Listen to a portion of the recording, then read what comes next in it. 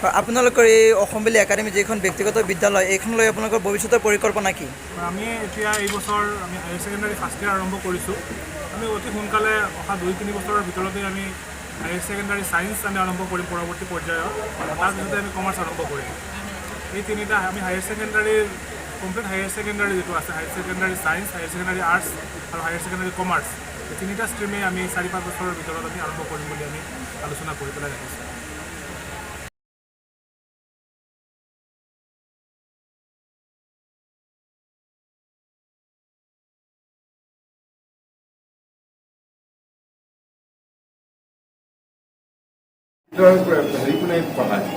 বৰ্তমান এজন আছে মই এপইণ্টমেণ্ট কৰিছোঁ, এপইণ্টমেণ্ট দিম ছাৰ 1 তাৰিখৰ দিম। মডিউলটো কি পঢ়াব তাৰ চিলেবাছত বৰ্তমান আমি হেৰি বেছিকটো ষ্টাৰ্ট কৰোঁ, বেছিকটো দি তাৰপিছত BCA এনে ছফ্টৱেৰ ইয়াত কি আছে গোস্বামী? যিখিনি basic software MS Word, Excel, PowerPoint যিবিলাক ষ্টুডেণ্টৰ কাৰণে দৰকাৰ আছে গোটেইখিনি আছে। এক্সেল আছে। ইণ্টাৰনেট কানেকশ্যন আছে, লেজাৰ প্ৰিণ্টাৰ আছে, লেজাৰ প্ৰিণ্টাৰ আৰু ৱাইফাই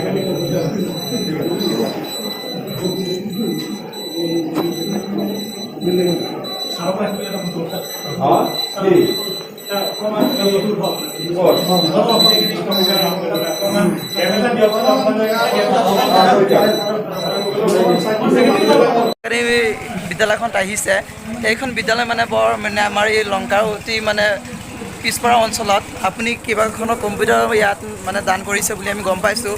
আৰু যিটো মানে বিদ্যা তথ্য প্ৰযুক্তিৰ যিখন গৃহ উন্মোচন কৰিছে এই সন্দৰ্ভত আপুনি কি ক'ব? মই এই স্কুলখনত মই আহিছিলোঁ আৰু আহি পেলাই মই দেখিছোঁ যে ইয়াত কম্পিউটাৰ শিক্ষাৰ ব্যৱস্থা দিয়া নাই।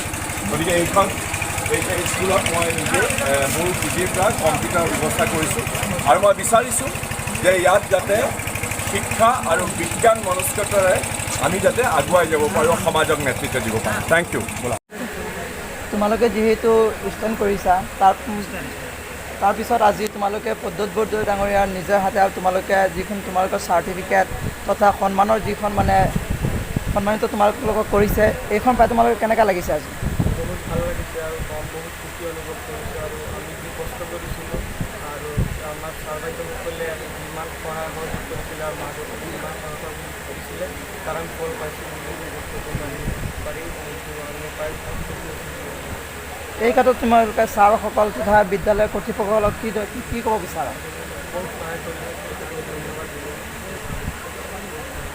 পৰিৱৰ্তে তোমালোকে কি হ'ব বিচাৰা? এইখন মানে বিদ্যালয়ৰ পৰা যিহেতু তোমালোকে ভাল ৰিজাল্ট কৰিছা, ভাল ফলাফল আহিছে, ইয়াৰ পিছত কি হ'ব বিচাৰা? পৰৱৰ্তী তোমালোকৰ ভৱিষ্যতৰ কি আশা আছে? ডক্টৰ হ'ব আৰু ডক্টৰ হয় যিটো ভাল এইখন বিদ্যালয়ত মানে অতি ভাল ফলাফল হয়। এই বিদ্যালয়ৰ ক্ষেত্ৰত তোমালোকে কি ক'বা? বিদ্যালয়টো ভালদৰে